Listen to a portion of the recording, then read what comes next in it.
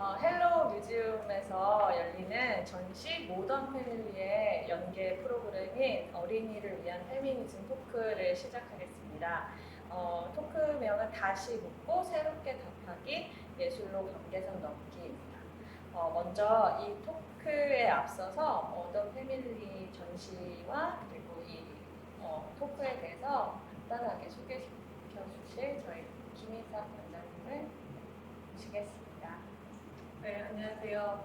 오늘 이렇게 토크에 참여해 주시는 분들 와주셔서 감사하고요.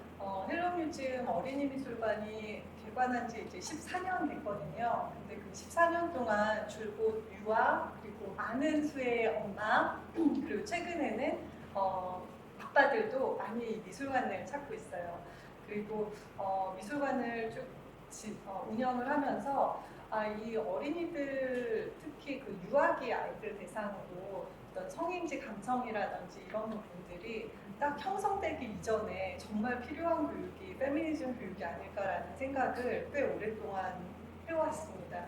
근데 이 전시나 혹은 이와 같은 토크를 좀 그 사이에 하고 싶었지만 마련을 못했던 이유는 유아에게 필요한가라는 내부적인 질문, 외부적인 질문이 많이 있었고요. 그럼에도 불구하고 최근에 기울어진 운동장 이슈라든지 이와 같은 학교 초등 교사분들의 움직임을 보면서 사실은 초등 이전에 유아기에 이런 성인지 감성에 대한 좋은 자극과 어떤 고정관념이 생기기 이전에 예술의 역할들이 꼭 필요하다고 생각을 해서 만들게 됐고요. 감사합니다. 자, 그럼 저희 본격적으로 토크를 시작하게 될 텐데요. 자, 그러면 저희 모더레이터 김다은님 소개해드리겠습니다. 네, 저는 이번 토크에서 모더레이터를 맡은 김다은이라고 하고요. 이 토크를 옆에 있는 여혜진 씨와 함께 기획을 하게 되었어요. 저희는 다단조라는 이름으로 활동을 하고 있는데 저희는 문화예술 기획을 하고 있고 또 저 개인적으로는 그 엄마 예술가들을 인터뷰하고 그들의 글을 모아서 책을 출간하였는데요. 책 이름이 자아예술가 엄마였고요. 지금은 이제 혜진 씨와 함께 다단조 안에서 다양한 이제 문화 기획을 하고 있습니다. 그리고 이제 오늘 세 분의 발제자가 있을 예정인데 세 분을 한 분씩 제가 소개를 드리자면 혜진 씨는 말씀드린 대로 저와 같이 다단조로 활동을 하고 있으며 또 들토끼들이라는 그래픽 디자인 스튜디오를 운영하고 계시는 디자이너이자 기획자이십니다. 그리고 순서대로 앉으신 순서라면 여기 황예지 작가님은 사진 작업을 하시는 작가님이시고 워낙에 여성이나 아니면 페미니즘의 이슈와 굉장히 밀접하게 그런 작업들을 선보이시고 또 글도 많이 쓰셨기 때문에 오늘 이 자리에 모셨고요. 또 여기 전유진 작가님 같은 경우에는 지금 현재 여성을 위한 오픈 기술 랩이라는 것을 세운상가에서 운영을 하고 계시는데요. 거기에서 이제 기술을 어떤 식으로 여성들과 연결시킬지에 대한 고민들을 많이 하셨고 그 내용에 대해서 오늘 또 소개를 해주실 예정입니다. 네, 그래서 오늘 발제는 일단 먼저 이 여혜진님의 운동 부족이라는 전시 기획을 바탕으로 발제를 시작해 주실 텐데요. 이 전시를 어떻게 시작하게 됐나라고 하면은 이거는 정말 제 개인적인 어떤 질문에서 시작을 한 것 같아요. 그러니까 저라는 사람에 대해서 한동안 탐구를 했던 시기에 저는 뭔가 운동을 잘한다거나 하는 게 아니라 이렇게 사람들이랑 같이 몸으로 노는 걸 되게 좋아해요. 근데 언제부터 그랬나 이렇게 떠올려 보니까 20대 이후인 거예요. 그러면은 저의 어떤 고유한 성질은 이렇게 계속 있었을 텐데 어렸을 때부터 그 소위 청소년기 혹은 유년기 시절에 몸으로 놀거나 굉장히 어떤 액티브한 어떤 소녀를 떠올리면 제 기억에는 그게 없는 거죠. 그래서 왜 나는 청소년기에 몸을 움직이면서 놀지 않았지? 라는 질문을 이제 하게 되는 거고 심지어 이제 저는 뭐 이렇게 막 82년생 김지영 이런 데서 나오는 굉장히 아들을 선호하는 전무 밑에서 크거나 뭐 그러지도 않았고 그리고 이제 여중여고를 다녀서 뭐 그런 환경으로부터 뭐 굉장히 이렇게 억압받거나 뭐 이러지도 않았어요. 근데 그러기 어려웠던 이유 중에 하나는 그렇게 같이 몸을 쓰면서 놀 또래 여자친구들이 없었던 거죠. 그러면은 이 여자친구들 그리고 지금 이렇게 어떤 이렇게 밖에서 몸으로 뭔가 이렇게 굉장히 액티브하게 활동하는 이 여자애들은 그럼 어디로 가는 걸까 하는 이제 질문에서 사실은 이 프로젝트 그리고 이 전시가 출발을 했던 것 같아요. 그러던 와중에 그 다페이스라는 미디어에서 다룬 그 한 초등학교 교사분의 인터뷰를 보게 됐어요. 그래서 이제 그 선생님이 하시는 말씀이 저학년 때에는 그냥 운동장에 남녀 구분 없이 굉장히 막 여자애들, 남자애들 뭐 이런 구분, 성별 구분 없이 막 뛰어노는데 점점 고학년이 될수록 여자아이들이 사라진다. 그러니까 운동장은 점점 그렇게 남자아이들의 것이 된다라는 인터뷰를 하시면서 덧붙여서 그래서 이제 그 초등학교 시절부터 페미니즘 교육이 굉장히 중요하다라고 했다가 온갖 고초를 당하셨죠. 그렇게 운동장이라는 공간이 이렇게 여자아이들의 것이 아니게 된 순간 이게 몸으로 뭔가 이렇게 훈련하는 어떤 기회나 경험들이 이제 그 뒤로 삭제가 되는 거죠. 그래서 단순히 이게 사춘기의 문제가 아니라 굉장히 뭔가 이렇게 규범적으로 만들어진 것인 거다라는 생각을 하게 됐어요. 위에 있는 이미지는 이게 경향신문의 향인, 제가 출처를 달아놨어요. 경향신문의 향인의 칼럼에서 이제 갖고 온 이미지인데 그 초등생들에게 성평등 교육을 했던 자료 중에 하나인데 그 만화 애니메이션에 나오는 캐릭터들을 보면 거기에 이제 캐릭터의 성비 차이가 있다는 거죠.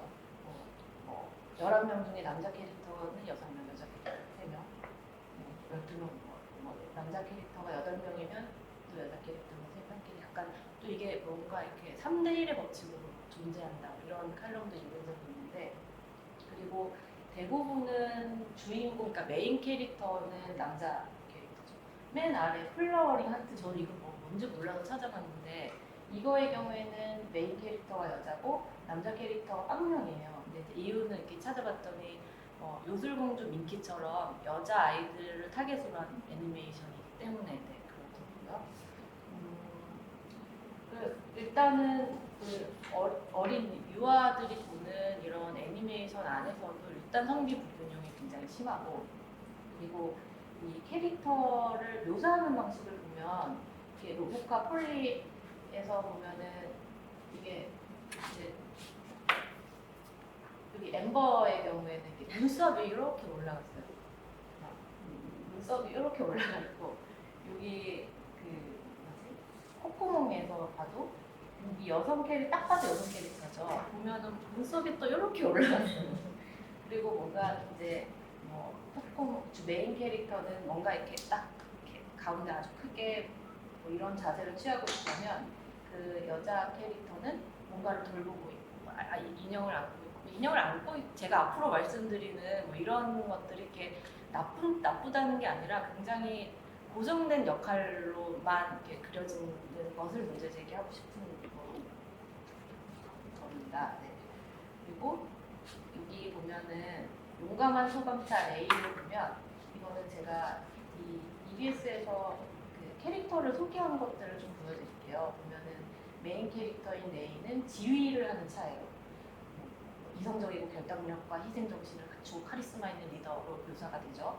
그리고 그 밑에 이제 여성 캐릭터가 두 개의 캐릭터가 있는데 MB라는 구급차는 뭐 이렇게 묘사가 돼 있어요. 말괄량이 톰보이걸, 튀고 싶어하고 그리고 이제 역할은 앰뷸런스이기 때문에 부상자와 환자를 치료하는 캐릭터로 나오죠.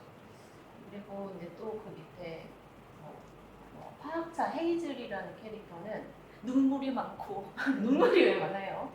눈물이 많고 풍부한 감정의 공주 스타일의 캐릭터예요. 이게 이제 공식적으로 이 애니메이션을 묘사하는 이제 홈페이지에 묘사하는 글인데 그 밖에 이제 남자 캐릭터는 다혈질의 터프가이고 풍부한 지식과 추리력을 갖춘 비상한 두뇌의 소유자고 근데 이제 헤이즐의 경우에는 지구엔 예쁜 게 너무 많아, 사랑의 지구, 이렇게 뭔가를 계속 사랑하고 누군가 환자를 치료하고, 그러니까 이런 캐릭터로 묘사를 하고 있는 거죠. 그리고 이제 저는 그 이런 여성 캐릭터, 애니메이션에 나오는 여성 캐릭터에 뭔가 이렇게 눈썹이 올라가 있고 캐릭터의 성격을 떠나서 이런 외모도 굉장히 문제적이라고 생각을 해요. 그래서 요즘은 점점 더 그 화장하는 연령대가 낮아진다고 하는데 뭐 이런 영향도 저는 이렇게 무시할 수 없다고 생각을 하고 있습니다. 그러니까 이렇게 어떤 공간에서 자연스럽게 배제된 것이 아니라 아주 어떤 이렇게 우리가 규범화된 문화 안에서 배제를 익숙하게 받아들이면서 그 어떤 성장의 시기를 보내는 것이구나, 뭐 이런 생각을 하게 됐죠. 그러면서 사라진 여자아이들에게는 사라진 어떤 운동장에 대한 얘기, 그럼에도 어떤 운동을 하려고 모여 있는 여자들의 얘기를 이제 운동 부족이라는 전시를 통해서 좀 하고 싶었어요. 그래서 전시에 대한 소개를 좀 드리면은 그 전시장 입구에 이렇게 들어가면 뭐 이런 배너들을 이렇게 걸어놨고, 그리고 환희와 갈채 뭐 이런 문장들을 막 곳곳에 이렇게 배치해놨어요. 힘과 균형 뭐 이런 문장들을 이렇게 계속 보게 되는, 그리고 그러면서 이게 일시적이고 아주 임시적인 운동장을 그 전시 공간 안에 이제 한번 만들어보자라고 했던 게 좀 제일 컸었고, 그리고 그 일시적이고 임시적인 그 운동장은 이런 모든 젠더, 그 다음에 모든 인종, 종교, 그 다음 성적 지향을 환영받아야 되는 곳이어야 한다라고 해서 이제 들어가면 이런 문장을 보고 뭔가 전시를 시작할 수 있게 그렇게 만들어놨고요. 그리고 이제 정면에 보시는 이 축구공과 뭐 축구화 뭐 이런 것들이 있는데, 이거는 이제 보슈라고 그 대전을 기반으로 페미니즘 잡지도 만들고 뭔가 이렇게 워크숍도 하고 하는 활동하는 팀이 이제 참여 작가 중에 한 팀이었는데, 그들이 FC 우먼스 플레잉이라는 축구 팀을 만들었어요. 그래서 그때 이제 담았던 어떤 영상 기록이나 그다음에 실제로 신었던 운동화, 그리고 그들이 했던 그들이 축구팀으로 활동한 이후에 자기들이 느꼈던 감상, 이런 것들을 뭔가 텍스트로 이렇게 들어가 있는 그런 식이 한켠에 있었고, 그리고 그 중에 하나는 뭐 이런 거죠. 공이 날 따라다니는 건지 내가 공을 따라가는 건지 동분서주하다 보면 꿀맛을 느낄 수 있습니다. 뭐 이런 문장이 있어요. 그러니까 사실은 별거 아닌 문장일 수 있는데, 이런 문장을 발췌했던 거는 사실은 이런 이렇게 꿀맛의 경험이라는 이런 표현이 제 이제 어떤 성장 과정에 없었던 게 있었고, 그래서 이런 어떤 여자들의 이 몸을 움직이면서 느꼈던 감정들, 다양한 감정들, 뭐 이런 것들이 전시장 안에 그냥 툭툭툭툭 드러나면 좋겠다 생각을 했었어요. 그리고 또 하나는 이제 스케이트보드를 하는 이렇게 다양한 여성 포함해서 이렇게 다양한 어떤 젠더들의 장면을 이렇게 사진으로 담은 게 있었고, 그리고 그 밑에 보면은 이제 실제로 그들이 보드를 탈 때 연습했던 보드의 뒷면을 좀 보여주고 싶었는데, 이게 진짜 금방 상한대요. 그리고 많이 넘어지고, 그리고 뭐 이런 거 여기 이렇게 보드 이렇게 탁 해서 이렇게 쫙 끌고 가고, 이러려면은 정말 이렇게 보드를 계속 이렇게 갈아줘야 하면서 연습하고 상처를 나고 그 보드 자체를 굉장히 케어를 하고 이런 것들을 좀 보여주고 싶어서 그냥 이렇게 뭐 새 거가 아니라 정말 많이 탄 흔적이 있는 그런 스케이트 보드들을 보여주고 싶었고, 그리고 여기서도 뭐 이런 문장이 있죠. 높은 데서 뛰어내린다던가 보드를 휘젓거나 끄는 이상한 기분을 좋아해요. 저에게 알리는 이제 기술의 이름인데, 알리는 뭐 산소와 같은 이런 단어도 좀 발췌해서 보여주고 싶고, 그리고 이렇게 운동감을 나타내는 어떤 작업들, 그 다음에 또 이제 일러스트레이터 중에 윤예지 작가가 계세요. 그분은 그 작업을 하시기도 하지만 마라토너기도 해요. 그래서 마라토너시죠 하면 되게 부담스러워 하시긴 하는데, 왠지 달리는 것을 굉장히 즐겨 하시는, 실제로 마라톤 대회, 아마추어 마라톤 대회도 출전하시고 그래서 그 마라톤을 이렇게 뭐 뛰는 그 다양한 어떤 여성들의 모습을 벽에다 그리기도 했고요. 이렇게 뭔가 운동을 통해서 또는 꼭 운동이 아니더라도 이렇게 몸을 통해서 뭔가 그 성취의 기쁨을 느끼는 거, 그리고 그다음에 이제 실패의 어떤 그런 쓰라림을 느끼는 거, 이런 것들이 이 한 사람이 크는 과정에서 굉장히 이렇게 좋은 어떤 경험들일 것이다라는 생각이 강렬했고, 네, 그런 게 이제 자주 뭐 미디어를 통해서, 그리고 그 뭐 집 안에서도 그런 것들이 장려를 받고, 그리고 그게 이제 뭐 또래 집단 안에서도 그런 경험들을 충분히 하면서 이제 자라나길 바라는 거죠. 저도 그러고 싶고요. 네, 여기까지. 감사합니다. 그리고 뭐 이제 다음으로 넘어가면 두 번째로 이제 발제해 주실 분은 여기 전유진 작가님이신데요. 간단하게 작가님에 대한 소개가 아까 좀 짧았어서 잠깐 좀 소개를 드리면 컴퓨터 공학과 컴퓨터 음악을 전공하셨고 여러 상업 영화나 작사 작곡 연주가로서 활동을 해 오셨습니다. 그러면서 2011년부터는 사운드나 음악 기술 기반으로 한 멀티미디어 작품, 미디어 아트 쪽에서 또 사운드 아트 영역에서 작업을 확장해 오셨는데요. 특히 이제 미디어 아트 분야를 하시면서 여성을 위한 오픈 기술 랩을 만드셔서요. 여성과 기술에 주목하면서 기술을 공유하고 함께 배우며 사회에서 예술과 기술의 그 역할의 의미를 찾는 커뮤니티를 굉장히 활발하게 운영 중에 계십니다.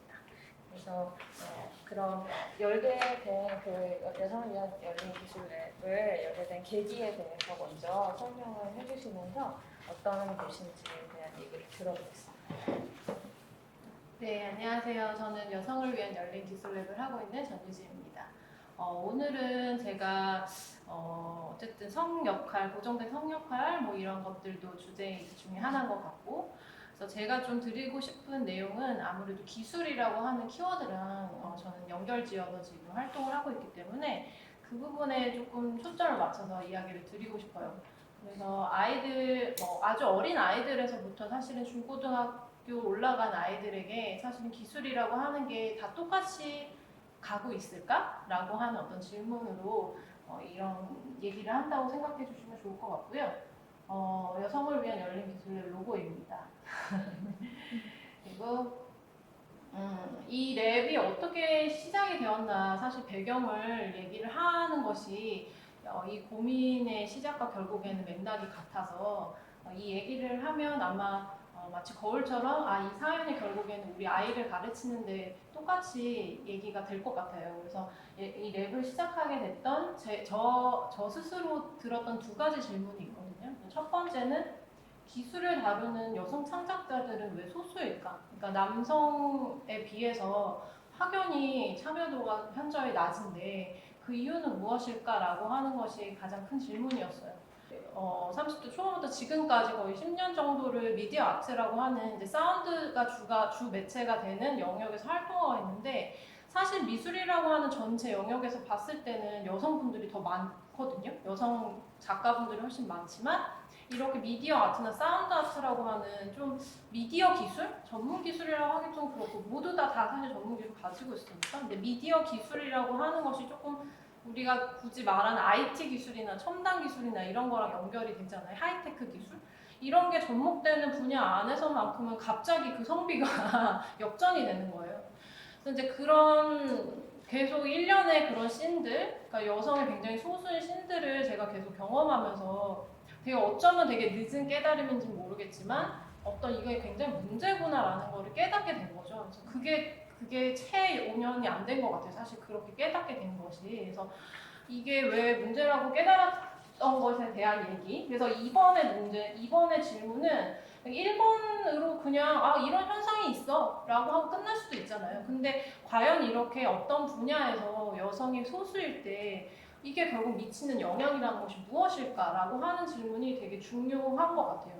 저는 이제 이 질문에 대해서는 계속 지금도 생각을 하고 있는 부분이고 앞으로 다 같이 생각해야 된다는 생각도 들거든요. 그래서 2번까지 오늘 얘기를 한번 해보려고 합니다. 그래서 기술을 다루는 여성 창작자들은 왜 소수일까? 라고 하는 질문은 여러 가지로 또 바꿔서 얘기가 될 수 있어요. 그러니까 단순히 미술 영역 안에서 기술을 적용되는 분야에만 속한 것이 아니라 그냥 기술 전반적인 문제기도 하거든요. 그래서 뭐 첨단 기술, ICT 기술, 뭐 공학 등 이렇게 기술이라고 하는 것이 적용되는 분야에서 여성의 참여도가 낮다라는 거, 단순히 미술 분야에 국한된 것이 아니고, 근데 또 너무 다들 잘 알고 있는 얘기기도 하죠. 놀라운 얘기가 전혀 아니고요.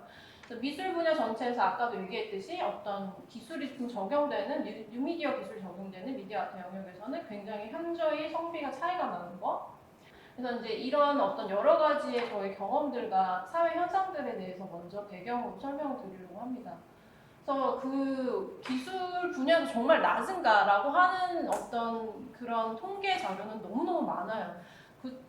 그 중에서도 이 미셋이라고 하는 한국여성과학기술인 지원센터 사이트에 가보면 굉장히 비주얼라이제이션이 잘 돼 있어요. 이 통계 자료가. 그러니까 통계는 여기저기서 조사는 많이 하는 것 같은데 이렇게 누구나 알기 쉽게 또 시각화를 하는 데이터 비주얼라이제이션을 잘 하는 그런 데는 잘 없거든요. 근데 이 사이트를 한 번쯤 가서 보시면은 좀 유의미하게 볼 필요가 있는 게 사실 제가 그걸 좀 편집을 했는데 지금 되게 줄어들고 있어. 예전보다 이런 거를 되게 강조해 놓긴 했지만 그 부분 제가 좀 다 빼고 우리가 좀 여기서 봐야 되는 건 이런 거예요. 그러니까 이제 타임라인으로 한 사람의 세계를 어떤 쭉 훑어보면서 성비가 어떻게 바뀌는지를 한번 봐주시면 좋을 것 같아요. 예를 들어 지금 공학계열 대학생이 입학했을 때 성비예요. 이미 2대 21.7에 78.3이죠. 그러니까 이미 너무 들어올 때부터 공학계열은 여성이 작고요. 이제 회사부터 또 살펴보면 신규 채용할 때는 성비가 이 정도 됩니다. 28.9에 71.7. 근데 여기서 이제 재직을 이제 하는 건 점점 줄어드는 거죠. 뭐 2년이면 2년, 3년이면 3년 어느 정도 재직을 하는 거를 중간에서 결과를 보면 2대 8 정도 되는 거고요. 이제 승진하는 비율은 조금 더 작아져요. 17.4에서 82.1. 관리자까지 올라가는 경우는 1대 9가 됩니다. 그래서 이런 식으로 점점 타임라인에서 보면 여성은 계속 이런 식으로 참여도가 더욱더 낮아지는 것을 알 수 있어요. 그리고 중요한 것은 어떤 결정을 하는 권한이 있는 관리자 영역으로 갔을 때 남성의 수가 절대적으로 많은 상황이 오는 것이고 이것은 단순히 회사뿐만이 아니라 대학교에서도 마찬가지죠. 미술 아까도 얘기했지만 미술 작가들 사이에는 미술을 배우려고 하는 학생들은 여성이 훨씬 월등히 많습니다. 그런데 예를 들어서 아까 그 공학 계열의 그 성비하고는 완전히 또 역전이잖아요. 그런데 교수의 성비는 절대적으로 남성이 많은 거죠. 그러니까 미술 대학 안에서도. 그러니까 이제 그런 걸 봤을 때는 단순히 지금 공학 같은 경우는 아예 처음부터 시작이 아주 불평등하게 시작을 하지만 미술 같은 경우는 그러지 않았는데도 불구하고 위에 어떤 구조를 봤을 때는 굉장히 사실 말이 좀 안 되긴 하는 거죠. 네. 그래서 이제 이런 것들이 실제 통계 자료가 굉장히 많이 나와 있다는 걸 알 수가 있고요.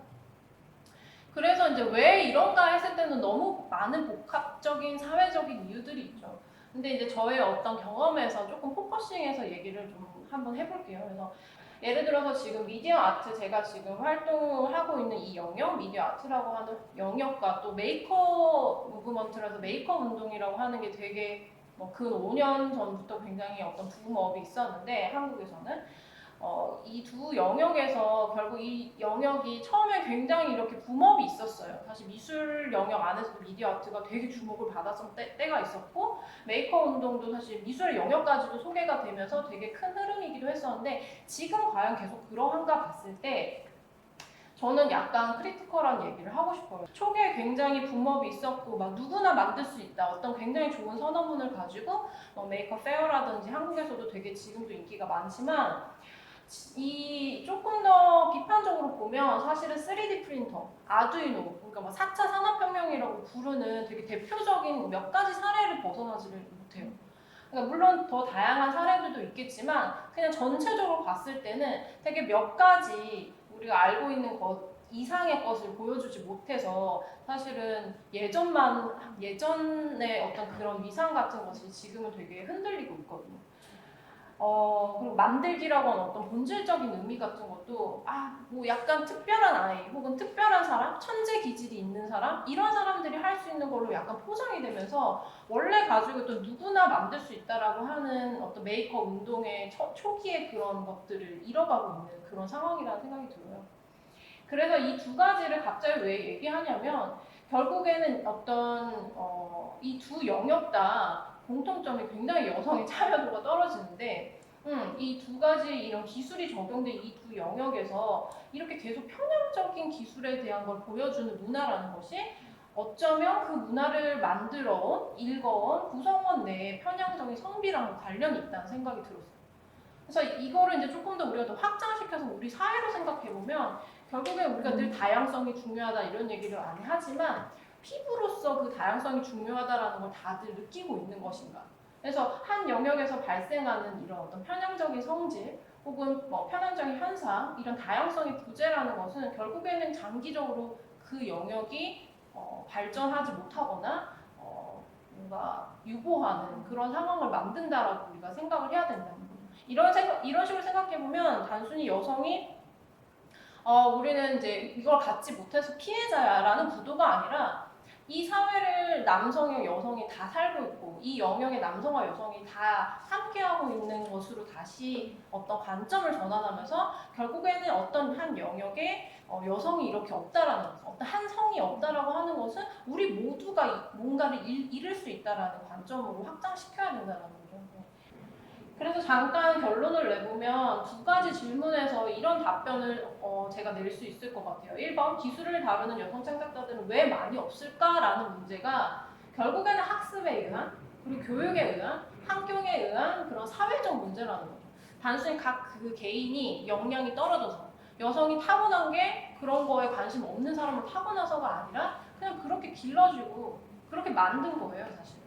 왜냐면 이제 여성기술 랩을 하면서 제가 많이 느낀 것이 기술이라는 거를 이제 우리가 배울 필요가 있어. 기술이라는 것을 뭔가 기술에 대해서 우리가 같이 이야기를 나눌 필요가 있어 했을 때 당장 내 삶이랑 무슨 상관인데? 라고 반응이 오는 경우가 되게 많거든요.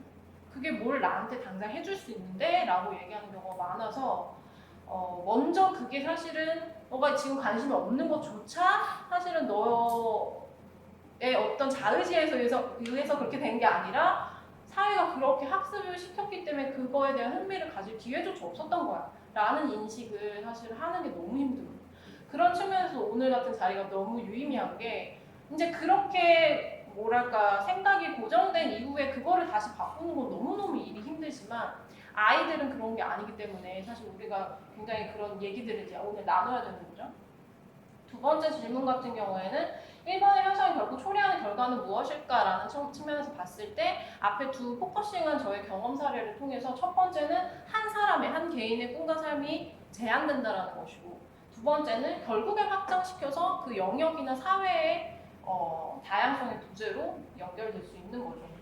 그래서 이런 어떤 두 가지 질문과 그거에 대한 저의 어떤 결론들을 연결하면서 제가 지금 랩을 하고 있는데 그래서 저희 랩에서 하고자 하는 것은 결국에는 어떤 그 격차를 좁혀야겠다라는 생각인 것 같아요. 근데 그 기술의 격차라는 것을 좁히기 위해서 어떤 두 가지 정도로 제가 접근하고 있는 방식이 첫 번째는 이제 기술 담론을 만드는 것 그리고 두 번째는 기술 리터러시를 쌓는 것이에요. 근데 이 두 가지는 저는 좀 다르다고 생각해요.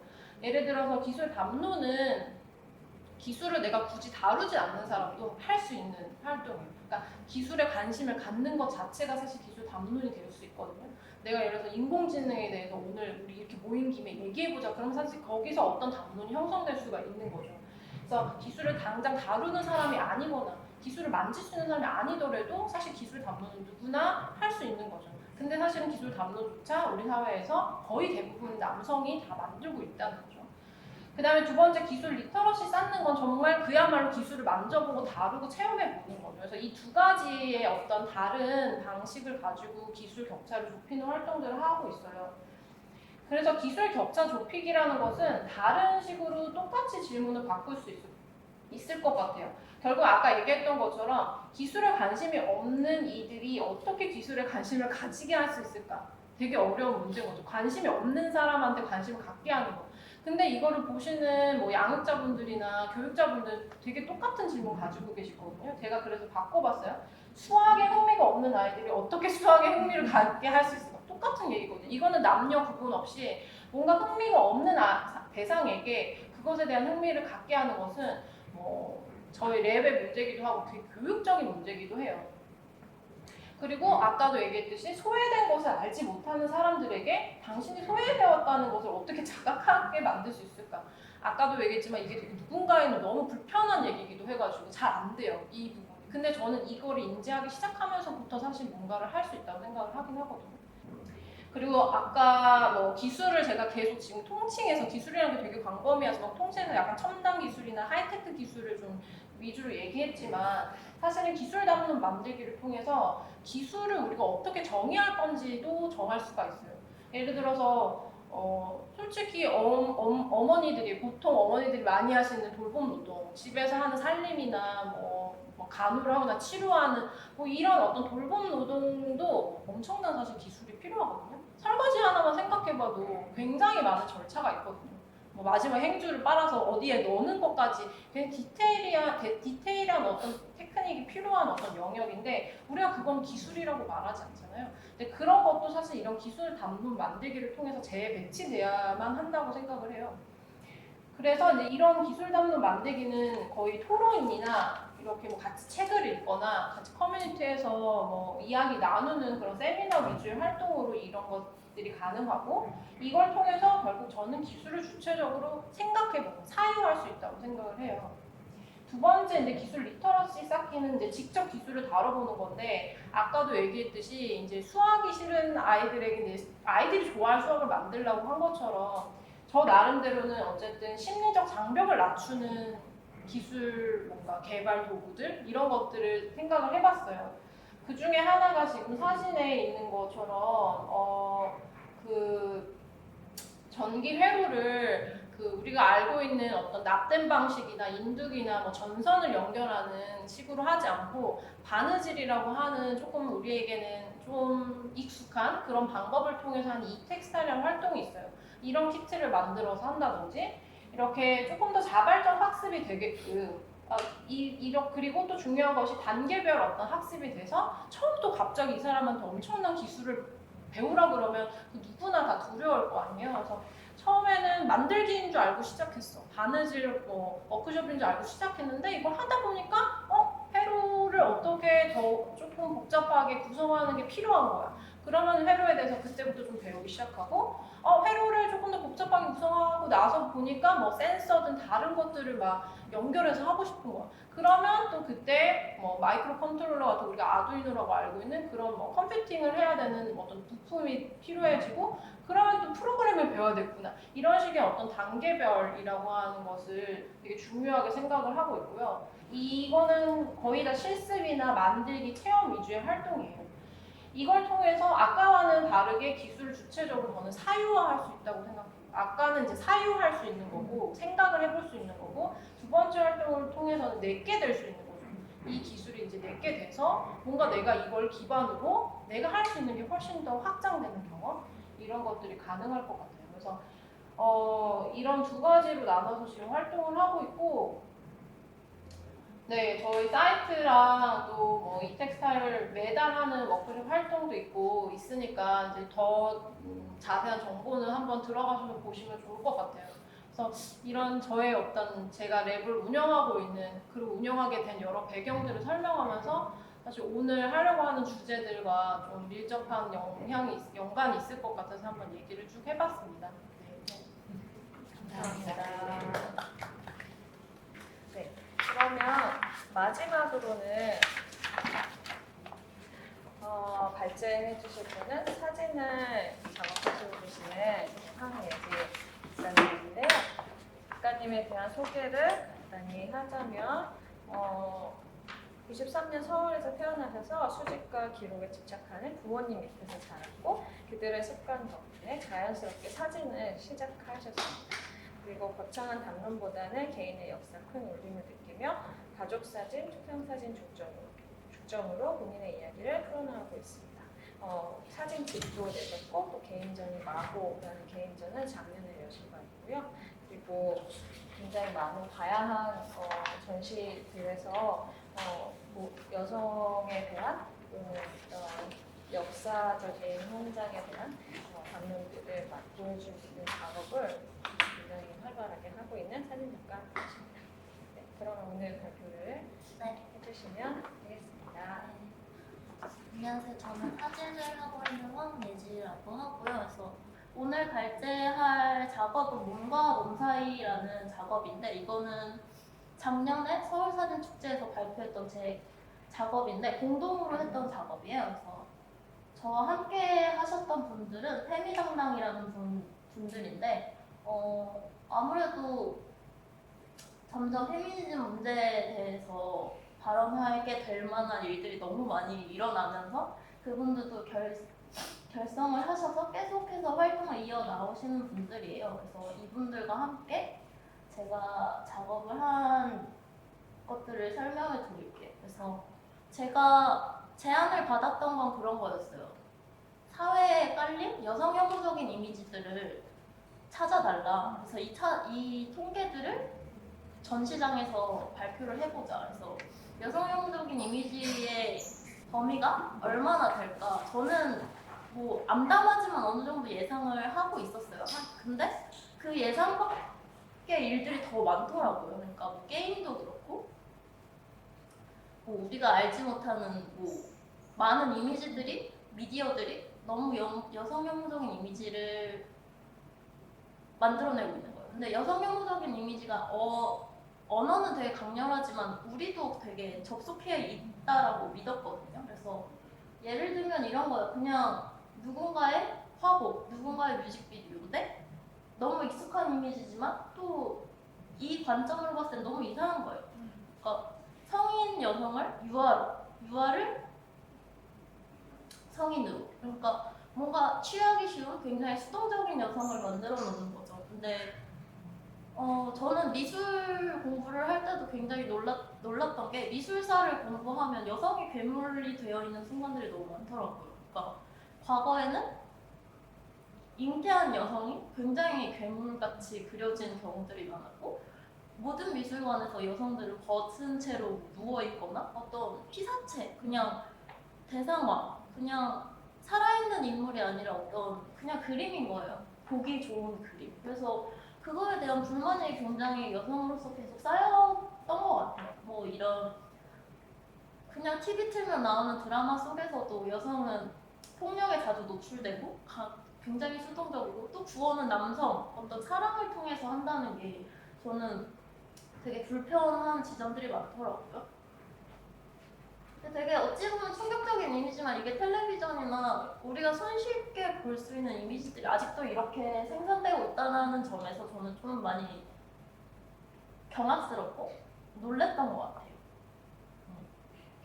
근데 이런 것도 MLB 퀴즈 되게 유명한 브랜드에서 이런 이미지들을 인스타그램에서 아직도 내보내고 있어요. 그러니까 이런 거는 문제점을 인식하면 문제가 된다는 걸 알지만 그 전까지는 아무도 이렇게 인식을 안 했다는 것과도 같은 것 같거든요. 그래서 좀 씁쓸하기도 한 것이었죠. 그래서 이런 걸 모으다 보니까 이거를 저는 미술관에 다시 전시한다라는 게 너무 뭐랄까 또 혐오를 재생산하는 것 같고 그리고 여성에게 더 고통스러운 어떤 재현이 될 것 같아서 그것은 거절을 하고 어떤 방향을 선택할까 그 페미넌당 분들과 많이 얘기를 나눴어요. 지금 내가 여성 혐오적인 이미지를 이렇게 압축해서 갤러리에 또 넣고 그걸 통해서 경각심을 발생시키는 게 내가 할 일인가? 아니면 지금 현존하는 나의 몸이나 우리 여성들의 몸을 보여주는 게 내가 할 일인가? 했을 때 저는 후자가 저한테 더 맞는 얘기라고 생각을 했거든요. 지금 전 세계적으로 바디 포지티브라는 단어가 유행처럼 떠들고 있잖아요. 그래서 그럼 현재 한국 사회에서의 바디 포지티브라는 단어는 어떻게 형성되고 있을까 궁금하기도 했어요. 그래서 이거에 대한 정리를 한번 해봐야겠다라는 생각을 했죠. 그래서 바디 포지티브를 검색했을 때 나오는 이미지들이 정말 체형이 다양하고 인종이 다양하고 이런 식으로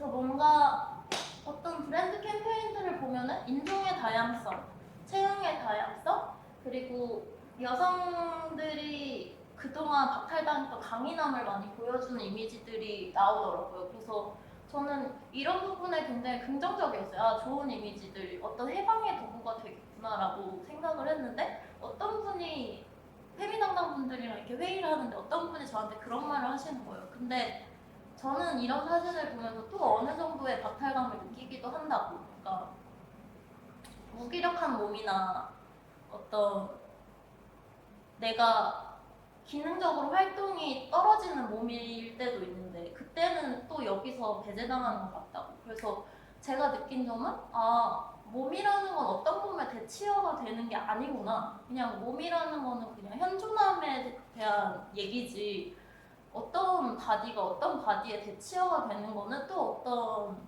차별을 낳는구나라는 생각도 들었어요. 그래서 바디 포지티브가 어느 선에서 굉장히 좋은 담론인지 그리고 맞는 얘기인지 옳고 그름을 따질 수는 없는 단어겠구나라는 생각을 하면서 어떤 레퍼런스를 계속해서 찾아봤던 것 같아요. 그래서 한국에서도 그런 이미지들이 계속 발생하고 있다는 점에서도 저는 되게 긍정적이었거든요. 이거는 어떤 한 속옷 광고였는데 저는 처음으로 봤어요. 속옷 광고에서 누군가의 살이 접히는 이미지를 한국에서 그것도 얼마 되지 않았어요. 2019년에 사진이니까 1년밖에 안 된 거예요. 그러니까 이게 너무 당연하고 내가 맨날 보는 이 접히는 옆구리인데 왜 이게 이렇게 반갑지? 라는 생각이 들었어요. 그래서 한국에서도 이런 이미지들이 탄생하고 있다는 점에서 되게 기뻤고 계속해서 이런 이미지들에 대한 고민이 많아졌으면 좋겠다라고 생각이 들더라고요. 그리고 브랜드에서 이런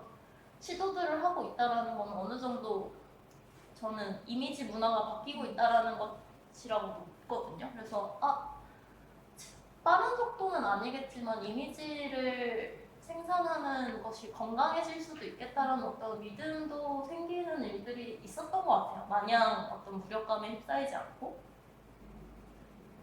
저희가 했던 작업은 그래서 그저 존재함 그리고 나의 몸을 있는 그대로 바라보는 것이었어요. 그래서 다들 그러니까 어떤 신체의 사연이 없지는 않는 것 같았어요. 그래서 나의 신체 중에서 본인에게 가장 힘들었던 혹은 무게를 주었던 신체 부위를 택하고 그거에 대한 이야기를 옆에 덧붙이는 방식이었는데 대부분의 신체가 타인에 의한 어떤 재단 혹은 평가들에 의해서 내 몸을 싫어하게 된 계기들이 많더라고요. 그래서 나의 몸은 단 한 번도 나의 것인 적이 없었다. 이런 문장들이 계속해서 있더라고요. 그래서 저는 전시장에 있는 그대로 그들의 서사와 몸을 가져다 놓고 여기 보시면 스피커도 설치해서 이 고백록을 읽는 목소리가 있었거든요. 근데 저도 전시장에서 많이 뭔가 울컥했던 게 여성들이 이 자리를 못 떠나는 거예요.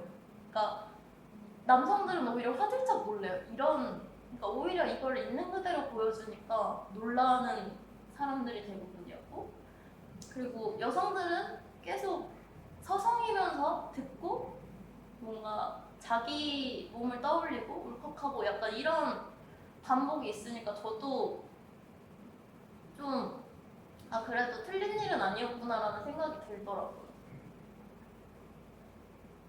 그런 식으로 전시가 됐고 이 전시가 끝나고 서로 얘기를 나눴어요. 이런 사진을 찍었을 때 어떠냐 했을 때 마냥 성공, 획득 이런 단어는 어울리지 않는 과정인 거는 알고 있었지만 이렇게 얘기를 하니까 더 자연스럽더라고요. 그냥 마음에 박혀있는 생각이 한 번에 변하지는 않고 전복적이고 시원할 줄 알았는데 또 그렇진 않았다.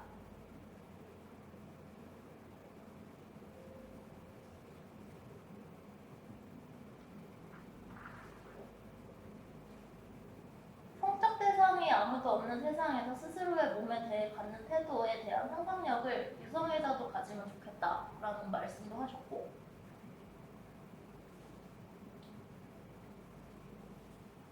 그리고 이미지 안에서 본인의 뭔가 계속 싸우고 있다라는 말을 하시더라고요. 그래서 끊임없이 싸우고 화해하려는 노력이 있다라는 말씀도 하셨고요. 그래서 저는 지금 단계에서는 직시가 우선이라는 생각을 많이 했어요. 그래서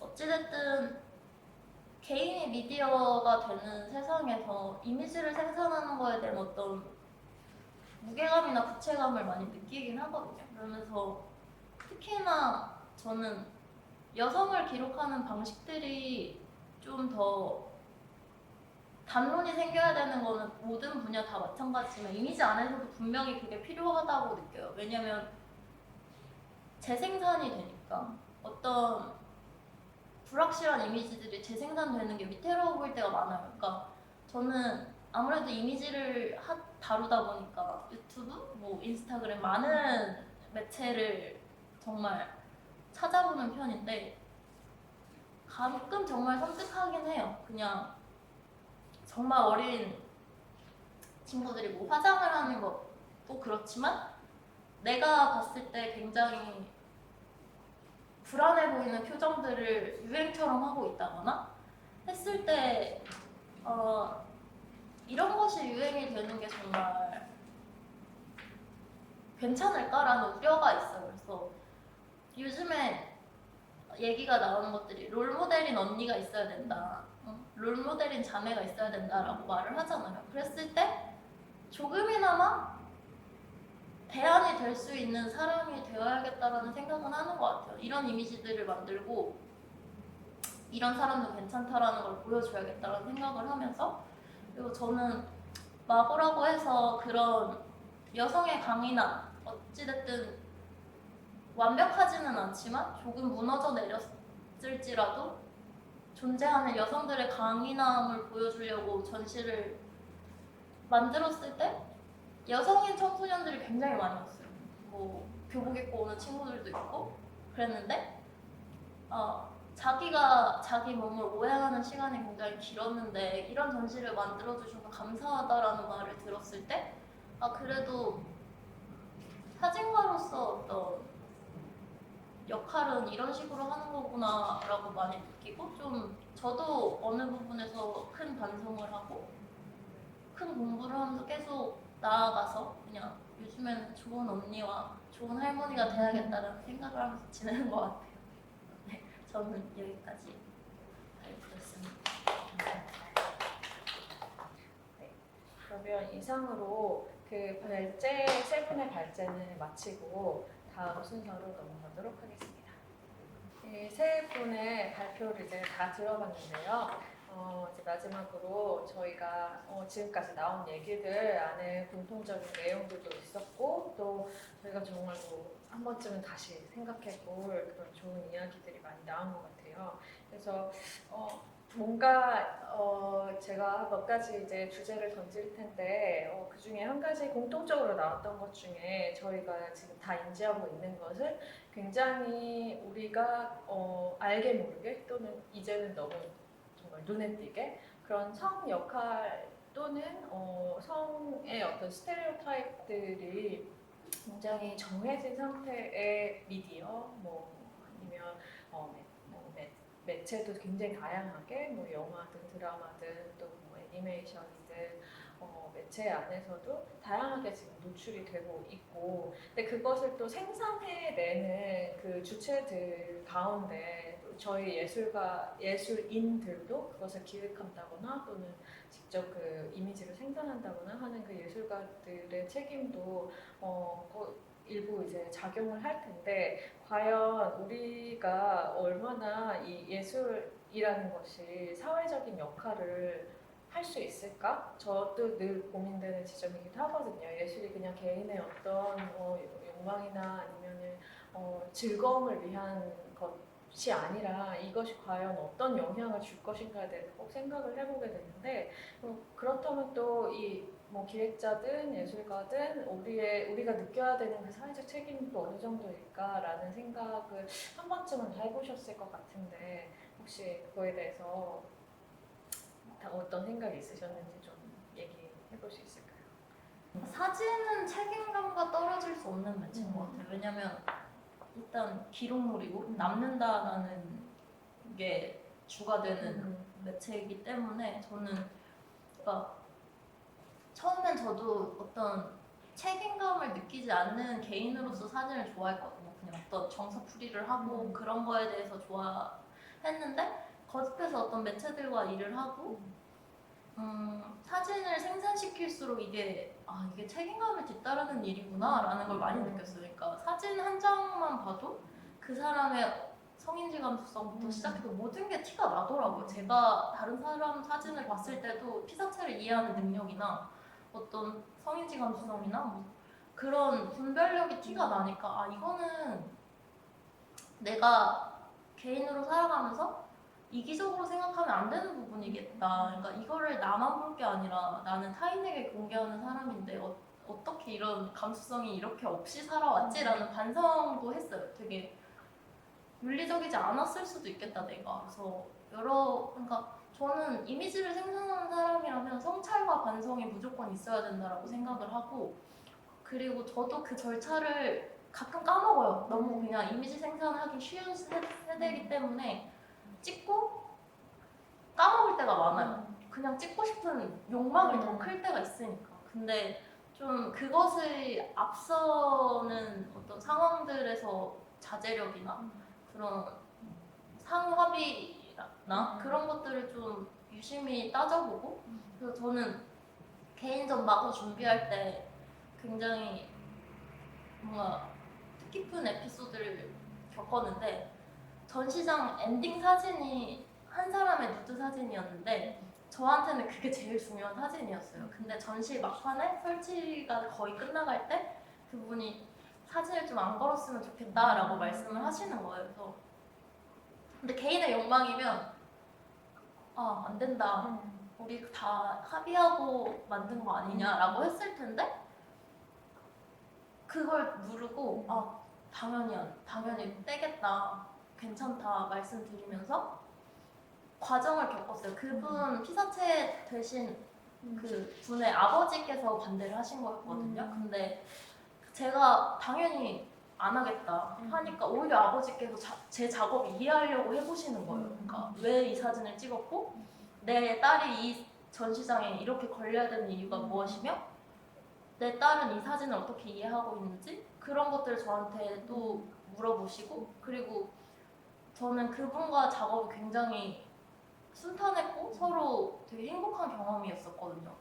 끝내는 저희를 믿어주시더라고요. 전시도 보러 오셨어요. 그래서 그냥 이런 절차를 겪으면서 나는 피사체의 무상함, 나의 무상함 다 체크하면서 사진을 해야 되는 사람이구나. 특히나 여성을 사진에 담는다는 것은 내가 조금 더 조심해야 되는 일이구나 라는 생각을 많이 했던 것 같아요. 또 한 가지 마치 저희의 이 토크에 뭔가 주제거리를 던져주시기 위해서 사회에서 어떤 이슈가 하나 있었는데 네, 최근에 그 여성가족부에서 나다운 어린이 책이라는 사업을 계속 교육사업을 하고 있으면서 이제 책들을 초등학교나 공공 도서관에 이제 배포를 하는데요. 이제 한 정치인의 비판에 의해서 그런 여론도 이제 생성되다 보니 그로 인해 회수된 책들이 있었죠. 그래서 그 회수된 책들 안에서의 이제 비판의 가장 요점은 뭔가 생활을 너무 거칠게 너무 직접적으로 묘사했다라든지 또는 동성애를 조장했다라는 식으로 제가 비판이라기보다 비난에 가까운 그런 것을 받았는데 사실상 이 여성가족부에서 이 사업을 추진하고 하는 이유를 제가 홈페이지 가서 들어가 봤더니 그 뛰어난 작품성과 성인지 감수성을 지닌 어린이 책 창작을 독려하기 위한 그런 사업이더라고요. 근데 우리는 그렇게 독려하려고 했는데 이걸 회수했다는 그 해프닝 자체가 저한테도 정말 이게 뭐지 하는 생각이 들었었어요. 그래서 우리가 또 열심히 어떤 다양성이나 성인지 감수성에 대해서 이야기를 하려고 하지만 여전히 이 사회가 또 전체가 이것들을 뭔가 소화하거나 그것을 뭐 이미지든 아니면 언어로서 받아들이려면 아직 시간이 멀어요. 우리는 그럼 그 사이에 어떤 노력을 해야 되나? 마치 이 책들이 더 이상 어떤 불경스러운 책들로서 안 읽히려면은 어디서부터 우리가 출발점을 가져야 될까? 다시 뭔가 원점으로 돌아간 것 듯한 답답함을 저는 좀 느꼈었는데요. 그러면서 한편으로는 좋은 책들을 소개시켜 주셔서 이 회수한 책들을 제가 직접 사와서 읽어봐야겠다라는 생각을 갖게끔 했어요. 그래서 혹시 이 사건, 이 해프닝에 대해서 다들 아실 텐데 혹시 혜진 씨 이거에 대해서 어떤 생각이나 의견이 있으시나요? 보고 어떤 느낌이 드셨는지 궁금합니다. 그 이제 저도 이 기사를 듣고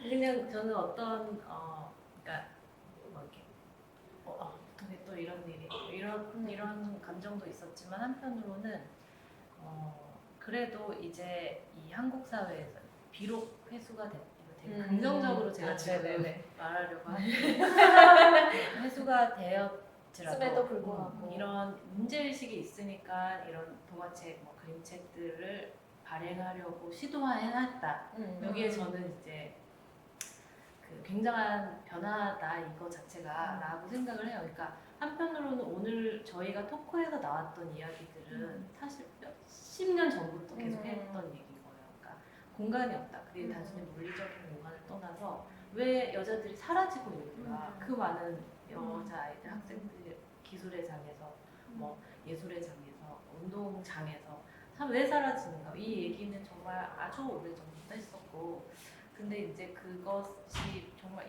여전히 이런 얘기를 한다고 해서 변화하지 않는가라고 하면 사실 그 얘기가 아니라 어떤 변화들이 계속 일어나고 있다고 생각을 해요. 그리고 이제 더 이상 뭐 회수됐다고 해서 그게 이제 그것이 여론이라고 생각하지 않잖아요. 저희는 그러니까 어떤 컨텐츠를 만드는 사람도 그리고 이제 그 컨텐츠를 소비하는 사람도 점점 저는 똑똑해지고 있다고 생각을 해요. 그리고 이제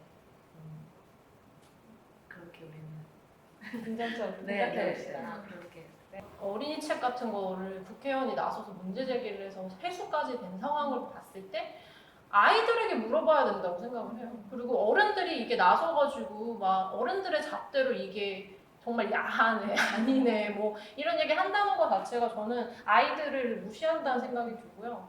그리고 이 안에서도 이게 아이들한테 적합하지 않다, 아이들이 이걸 이해하지 못한다라는 판단조차도 사실 과연 아이들의 그 수준을 생각하고 고려한 것인가? 우리가 너무 아이나 여성도 마찬가지지만 뭔가 우리 사회 자체가 워낙 위계적인 사회라서 그런 존재들을 약자를 한마디로 뭔가 되게 너무 낮춰보거나 그들은 이걸 이해하지 못할 것이라고 되게 미리 상정하거나 이런 식으로 시작되는 것들이 너무 많은 것 같아요. 그런 측면에서 되게 두 번째 화나는 지점이 그런 거거든요. 그래서 아이들이 이걸 과연 이해를 못할까? 전혀 그렇지 않을 것 같거든요. 그래서 너무 전체주의적인 것 같아요. 이건 안 돼서 아예 보여주지 않는 게 아니라 사실은 되게 올바른 교육이려면 다양한 선택지를 주고 다양한 뭔가를 보여주고 그거에 대해서 이야기를 나누면 된다고 생각해요. 그래서 이 책이 만약에 어떤 문제가 있을 수도 있잖아요. 그러면 그거에 대해서 아이들하고 이야기를 나눠서 그 문제가 무엇인지 이야기를 해보는 것이 가장 참된 교육이지 이거는 문제가 있으니까 보기도 전에 뺏어버리는 것은 좋은 교육 방식이 아닌 것 같아요. 저도 비슷한 생각을 했었는데 뭔가 아까 얘기한 대로 뭔가 뭐 우울이라든지 아니면 성에 대해서 우리가 뭔가 금기어처럼 쓰지 말아야 되는 단어가 뭔가 사회 전반에서 우리가 암암리에 우리는 안 쓰고 있고 드러내지 않으려고 하는 것처럼 저희 가장 이제 이슈가 됐던 게 이제 아이가 어떻게 태어날까요라는 그 책이 가장 이슈가 됐던 것 같아요. 특정 장면들 때문에. 근데 과연 그 아이가 어떻게 태어나는지 우리는 모두가 다 어른으로서는 알고 있고 그것이 뭐 이렇게 손을 잡고 입을 맞춘다고 아이가 나오지 않는다는 것을 다 알고 있음에도 불구하고 여전히 라는 입장에서 그것을 어떤 식으로 아이에게 설명해 줄 것인가, 그것을 정확하게 사실에 기반하여 설명할 것인가, 뭉뚱그려서 설명할 것인가.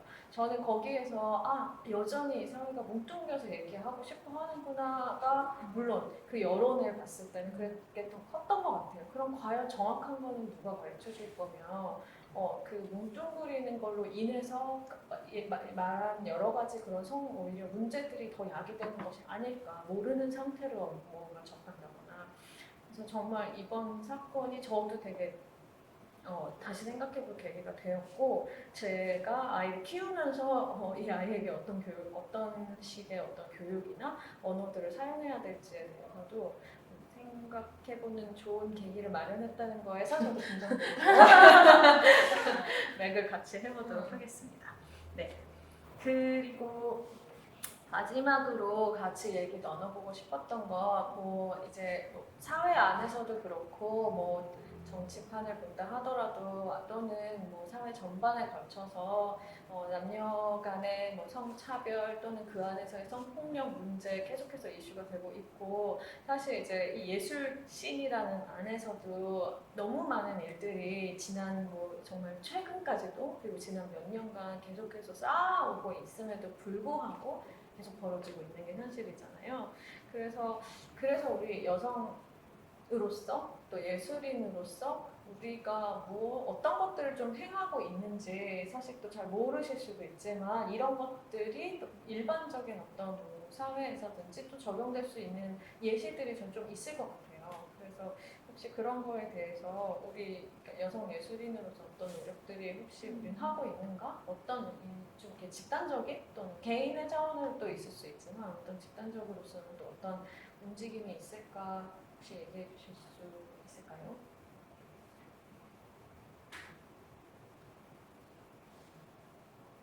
뭔가 꼭 문제 해결을 한다기보다는 뭔가 그런 성차별적인 구조 또는 뭔가 성평등 그 기율에 있어서의 뭔가 재배를 위해서 약간 좀 다져놓는 차원에서 어떤 움직임들이 있어 왔을까 하는 생각이 좀 들었어요. 단순히 어떤 미투 자체를 고발하는 이런 움직임이라기보다는.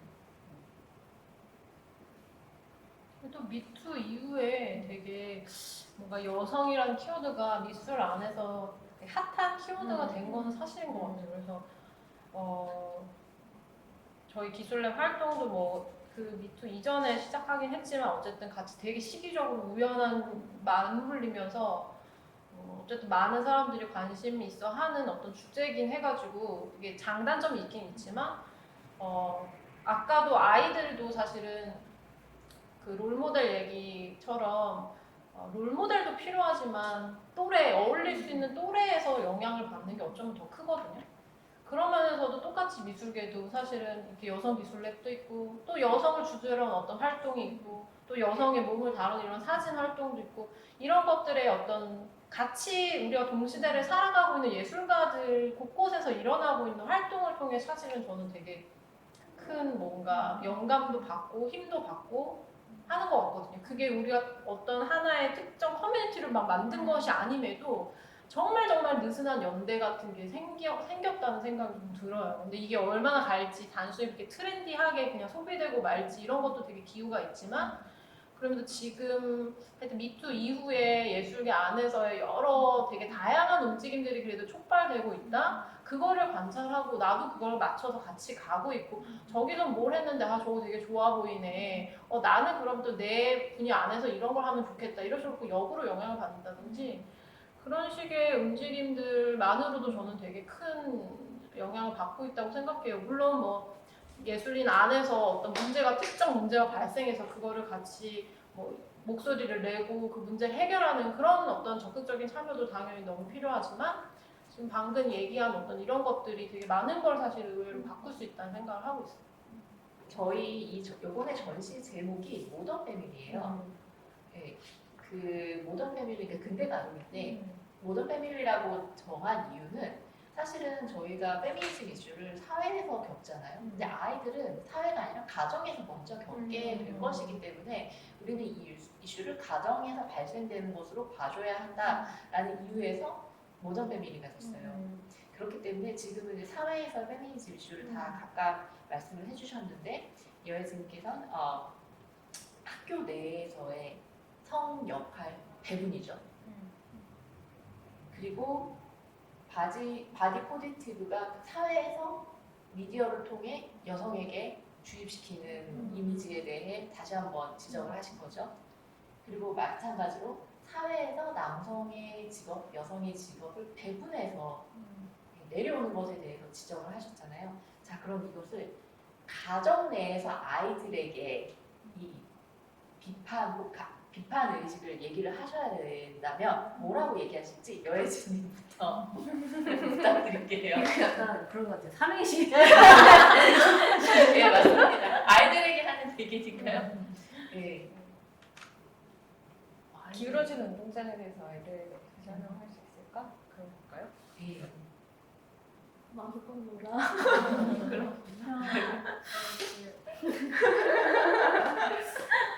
기. 근데 뭐 이게 저는 진짜 그렇게 하는데 얘들아. 그러니까 정말 이렇게 저를 봐도 내가 이렇게 있으면 그 중에 한 반은 내가 만난 친구들한테서 배운 게 되게 많은 것 같아요. 그래서 내가 잘 됐으면 친구들이 잘한 거고 못 되면 무슨 말이냐면 아무튼 좋은 친구들이랑 같이 잘 노는 방법을 연습하는 거 그리고 그게 되게 어려운 일일 수 있잖아요. 잘 노는 게 뭐 사실 뭔지 모르겠고 그게 뭐 되게 좋은 건지도 잘 모르겠는데 근데 이제 노는 거는 연습하고 훈련해야 하는 거니까 그렇게 해서 즐거운 사람으로 살아면 좋겠다는 생각을 하고 있습니다. 그럼 황혜진님.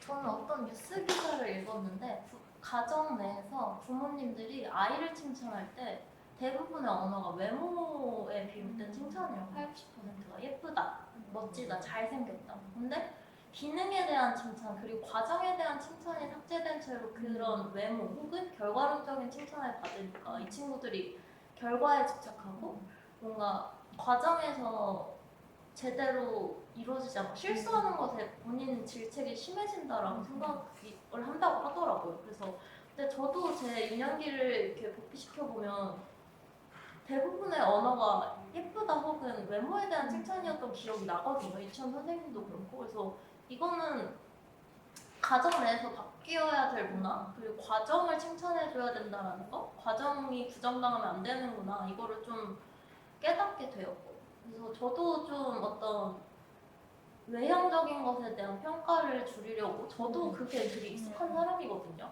뭐 오늘 예쁘네 막 이런 말들 있잖아요. 근데 그걸 칭찬이라고 하는데 어찌됐든 평가가 들어갔기 때문에 그것도 평가의 잣대에 올리는 거잖아요. 그래서 그거에 대한 실수들을 좀 줄이려고 하는 편이고 좀 되게 재밌었던 게 옛날에 도구 광고를 봤는데 자기가 그린 나랑 처음 보는 타인이 그린 나를 이렇게 비교하는 그런 광고가 있었는데 자기가 그린 나는 정말 단점을 부각시키거나 본인을 아름답게 그리려는 노력이 없어요. 근데 처음 본 타인이 그린 나를 이렇게 봤을 때는 이 사람의 장점이 완전히 드러난 그림이었거든요. 그래서 그 참가자들이 그 그림을 보고 막 눈물을 흘리는 거예요. 근데 그것도 어찌 보면 매끄러운 광고는 아닐지 모르겠지만 그냥 처음 보는 입장 그리고 어떤 유아들이 봤을 때는 생각보다 내가 나를 아름답게 보는 법을 잊고 살 수 있겠구나 그리고 나를 아름답게 보는 법을 잘 모르겠구나 싶은 순간들이 자주 찾아오니까 그냥 나의 아름다움을 되게 견고하게 믿어주는 것이 굉장히 좋은 체력이 되겠다라는 말을 꼭 해주고 싶어요. 감사합니다. 정혜진 아니? 근데 이제 질문이 기울어진 운동장이나 뭔가 차별적인 지금은 어떤 현상에 대해서 아이들이 그걸 다 알아야 할까라는 또 역질문이 들었어요. 그러니까 근데 아이들이 어차피 그거는 지금 사회가 문제로 가지고 있는 지점이고 어른들이 좀 풀어야 되는 숙제라면 이 말이 아이들에게 전달되는 말이라고 했을 때는 그거를 다 설명하기보다 오히려 아이들한테 필요한 말들이 있을 것 같아요. 예를 들어서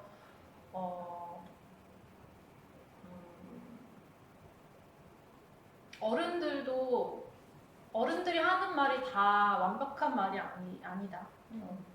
어른들이 지금 만든 세계가 다 그들이 말하는 어떤 정상이라고 하는 것이 아닐 수 있다. 일반적인 것이 아닐 수 있다. 너가 관심을 갖고 너가 좋아하는 것이 다 남들과 다르다고 해서 그게 이상한 것이 아닐 수 있다. 어른들이 하는 말을 무조건 다 옳다고 생각하지 말고 내가 좋아하는 것, 내가 하고 싶은 것을 조금 더 나 스스로 지킬 수 있으면 좋겠다. 그리고 내가 뭔가 기술을 싫어하게 되거나 뭐 수학을 싫어하게 되거나 뭔가 싫어하게 되는 것이 내가 뭔가 적성이 그게 없어서라든지 내가 거기에 소질이 없어서라든지 내 능력이 떨어져서 그거를 싫어하게 된 것이 아니다.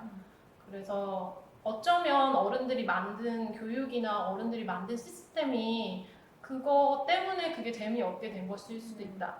그래서 스스로에게 뭔가 그 이유를 찾지 말고 스스로를 탓하지 않았으면 좋겠다. 이런 얘기들을 좀 해주고 싶긴 해요. 네. 감사합니다. 네.